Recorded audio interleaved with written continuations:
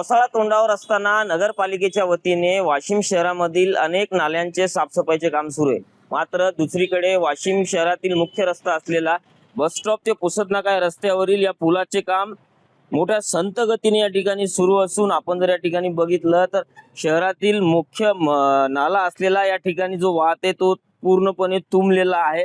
पुलाच्या संत गतीने होत असलेल्या कामामुळे हा नाला तुंबलेला आहे। परिसरात रुग्णालय आहेत, वस्तीचा भाग आहे। मात्र या ठिकाणी या पुलाचे संत गतीने काम सुरू असल्याने मोठ्या प्रमाणात या नाल्यामध्ये पाणी तुंबले, त्यामुळे कुठेतरी आता या ठिकाणी दुर्गंधी सुद्धा पसरत आहे। नक्कीच जिल्हा प्रशासन असेल किंवा नगरपालिका प्रशासन असेल यांनी तात्काळ दखल घेऊन या पुलाच्या कामाची गती वाढवावी अशीच मागणी आता वाशिमकर करतायत।